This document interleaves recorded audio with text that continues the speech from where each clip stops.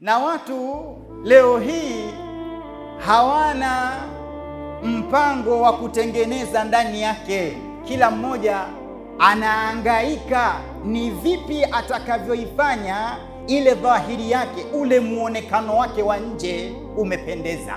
Anahanja kadri anavyoweza ili muonekano wake wa nje uwe umenawiri. Akipita aonekane, bwana fulani kapita. Akipita, mama fulani amepita. Pale alipokuwa amevaa ima hiyo kanzu yake, kama haitokuwa ni ya bei ghali, basi itakuwa lazima ni mpya. Lazima utamuona mwanadamu wa sasa anahanja na kwenda gym, mwili wake auweke sawa, kifua kama matofali, yaani kile kifua chake kama tofali mbili vile kaziweka hapa kifuani. Amuone kwamba watu wanapaka vitu vya ajabu ajabu ili mradi sura zao zing'are. Kwa sababu gani?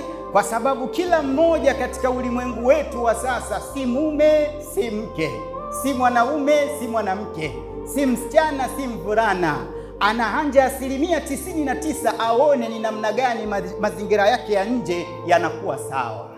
Akienda katika kioo akijitazama, naam, hakuna msichana kama yeye, hakuna mvulana kama yeye. Sasa Mwenyezi Mungu Subhanahu wa Ta'ala katika suala zima la kufaradhisha ibada ya saumu mwezi wa Ramadhani anasema tuwe na takwa. Takwa maana yake nini? Maana yake ni kwamba anawataka watu wawe na ulimbwende, urembo ule beautiful wa nafsi, kiasi kwamba ifike wakati vile ulivyoifanya safi nafsi yako, ukaitakasa na sabuni nafsi yako, ukawa una uzuri wa ndani, unaenda katika kioo unajitazama, hata kama ulikuwa na uzuri gani, unasema huyu sio mimi. Kwa nini? Kwa sababu nafsi yako vile ambavyo ulivyokuwa umeitengeneza ni nzuri zaidi kushinda hiyo sura yako uliyokuwa nayo. Kadri unavyoenda kujitazama katika kioo, unaona ile shepu yako jinsi ulivyokuwa, unasema, unamwambia kioo, wewe sio mimi, kwa sababu ndani yako ni mzuri zaidi kushinda vile ulivyokuwa nje. Hiyo sasa ndiyo takwa.